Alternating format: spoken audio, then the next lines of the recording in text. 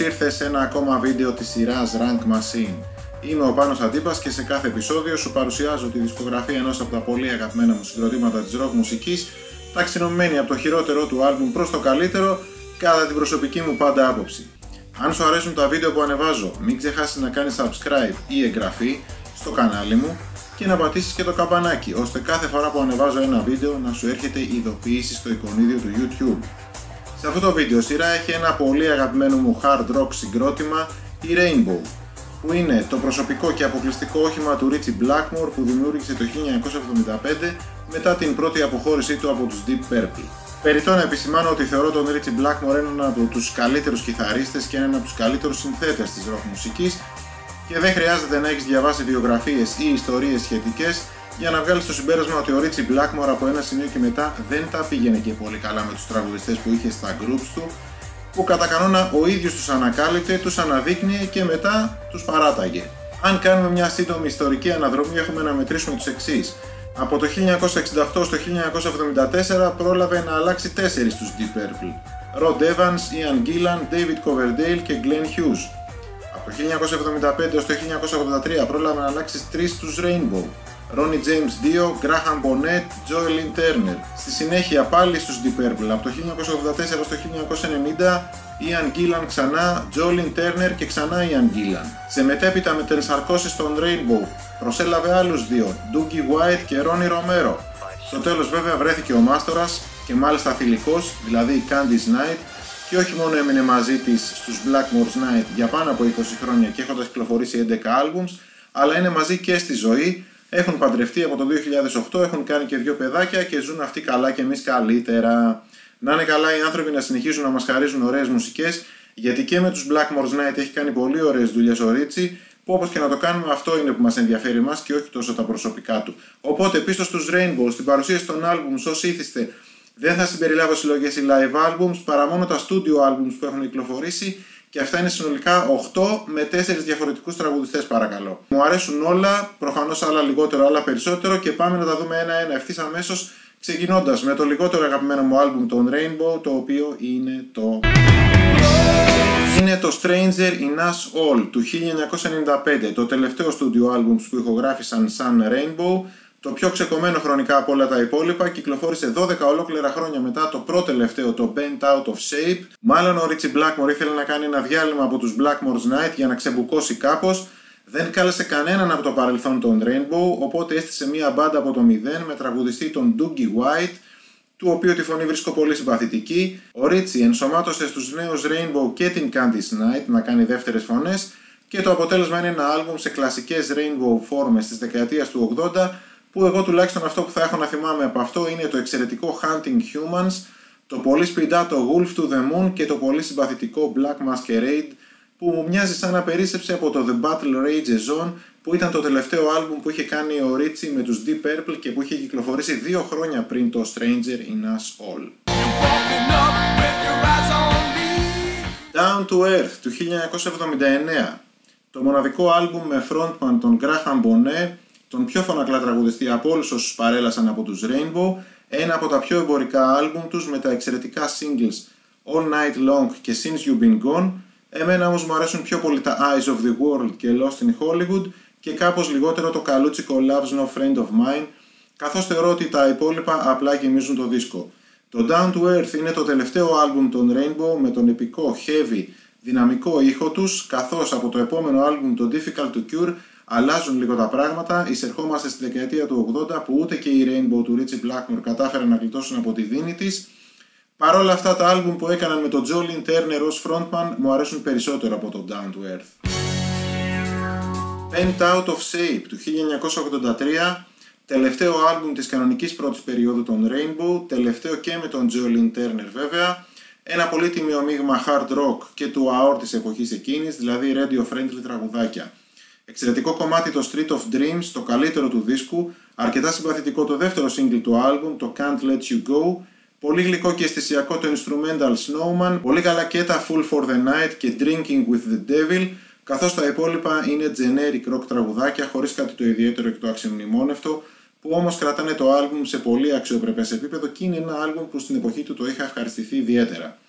Μετά από αυτό ο Ritchie θα διαλύσει τους Rainbow και θα επανασυνδέσει τους Deep Purple με τη θρυλική Mark II. Το πρώτο άλμπουμ που θα κυκλοφορήσουν το 1984 θα είναι το συγκλονιστικό Perfect Strangers, αλλά για ό,τι έχει να κάνει με Deep Purple σε παραπέμπω στο αντίστοιχο βίντεο που έχω κάνει αποκλειστικά για αυτούς και το οποίο θα βρεις βέβαια στο κανάλι. Δεν θα διαφέρουν και πολύ αυτά που έχω να πω και για τα τρία άλμπουμς που frontman είναι ο Jolene Turner. Άρα λοιπόν επίσης πολύ τίμιο άλμπουμ για αυτό που αντιπροσωπεύει και το Street Between the Eyes του 1982. Μου αρέσουν πιο πολύ οι power ballades που υπάρχουν εδώ, δηλαδή τα Tearing Out My Heart και Stone Cold. Μου αρέσουν επίσης πάρα πολύ και τα Death Alley Driver, Bring On The Night, Tight Squeeze και Power. Τα υπόλοιπα συμπαθητικά.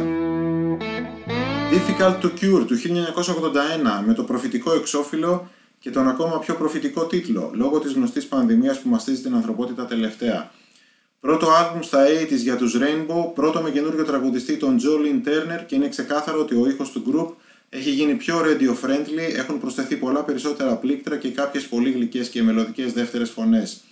Κορυφαίο κομμάτι του άλμπουμ, το single I Surrender, που όσα χρόνια και αν έχουν περάσει δεν έχω βαρεθεί να το ακούω, άσχετα αν είναι ένα υπερβολικά ερωτικό κομμάτι. Φοβερό speed metal track και το Spotlight Kid, το οποίο προτιμώ στη live εκτέλεση που υπάρχει στο Vinyl, με τα φοβερά solo αρχικά του Ritchie και στη συνέχεια του Don Airey στα πλήκτρα. Εξαιρετικά και τα δύο instrumental κομμάτια που κλείνουν τις δύο πλευρές, τα Weilacht das Nachtmahl και το Difficult to Cure, μια hard rock παραλλαγή στο βασικό θέμα της ενάτης του Beethoven. Πάρα πολύ καλά και τα Magic, Can't Happen Here, ενώ κρίνω ότι η μόνη κάπως αδύνατη στιγμή είναι το No Release. Οι 4 από τους 5 Rainbow του Difficult to Cure έχουν κάνει θητεία και στους Deep Purple και προχωράμε στην πρώτη τριάδα που βρίσκονται τα albums με frontman τον ένα και μοναδικό Ronnie James Dio. Long Live Rock and Roll του 1978, τρίτο και τελευταίο άλμπουμ με τον Ronnie James Dio τραγουδιστή, και παρότι είναι ένα εξαιρετικό άλμπουμ είναι το λιγότερο αγαπημένο μου με τον τελευταίο. Τα τραγούδια που μου αρέσουν πιο πολύ εδώ είναι τα συγκλονιστικά Gates of Babylon και Rainbow Eyes, ένα κλικ λιγότερο τα Lady of the Lake και LA Connection και λιγότερο τα πιο πιασάρικα Long Live Rock and Roll και Kill the King. Το αστείο της υπόθεσης είναι ότι αφού μετά το Long Live Rock and Roll ο Ritchie τα έσπασε με τον Dio, ζήτησε από τον Ian Gillan να τον αντικαταστήσει στους Rainbow, τον οποίο Ian ο ίδιος ο Ritchie είχε απολύσει το 1973 από τους Deep Purple, ο οποίος Ian όμως τον ηγείωσε γιατί προφανώς έκρινε ότι δεν του τέριαζε το Project Rainbow. Τελικά, λόγω του ότι μαζί με τον Dio ο Ritchie έδιωξε και τον μπασίστα Bob Daisley, με τη μεσολάβηση του Cozy Powell, ο οποίος έμεινε για ένα ακόμα άλμπουμ, προσέλαβε ως μπασίστα τον Roger Glover, τον οποίο επίσης ο ίδιος ο Ritchie είχε απολύσει από τους Deep Purple πίσω στα 1973. Οπότε τουλάχιστον έναν πρώην Deep Purple τον φέραμε στους Rainbow. Στη δεύτερη θέση ο δίσκος με κάποια από τα πιο γλυκά παιδικά μου ακούσματα που έχουν συνδυαστεί και με κάποιες πολύ όμορφες εικόνες και αναμνήσεις. Το ντεμπούτο άλμπουμ των Rainbow που κυκλοφόρησε το καλοκαίρι του 1975, το Ritchie Blackmore's Rainbow. Ο δίσκος που εκτόξευσε τις μετοχές του Ronnie James Dio και τον καθιέρωσε σε μία από τις σημαντικότερες μορφές και φωνές της rock μουσικής και ο δίσκος που σε αυτόν υπάρχουν τα πιο θρυλικά και κλασικά κομμάτια του group. Man on the Silver Mountain, Temple of the King, Catch the Rainbow. Συγκλονιστικά και τα τρία αυτά κομμάτια από τους ύμνους της rock μουσικής, στα οποία αν προσθέσεις τις δύο εξαιρετικές διασκευές που υπάρχουν εδώ, το instrumental Still I'm Sad των θρυλικών Yardbirds και το Black Sheep of the Family, αλλά και τα επίσης πολύ συμπαθητικά If You Don't Like Rock and Roll και 16th Century Greensleeves, τότε έχεις να κάνεις με ένα από τα καλύτερα ντεμπούτο άλμπουμ rock συγκροτήματος. Στην κορυφή των άλμπουμ στον Rainbow δεν μπορεί να είναι άλλο από το Rainbow Rising. Μπορεί να μην έχει κάποιο ιδιαίτερο hit, μπορεί να διαρκεί μόλις 34 λεπτά, εμπερικλείει όμως μέσα του απίστευτη ενέργεια, συνθέσεις πολύ ψηλού επίπεδου έμπνευσης και αισθητικής, στίχους για μάγους, μάγισσες, δράκους και κάστρα, classic rock, hard rock και επικό rock στα καλύτερά τους, οπότε για μένα είναι αδιαπραγμάτευτα το καλύτερο άλμπουμ των Rainbow.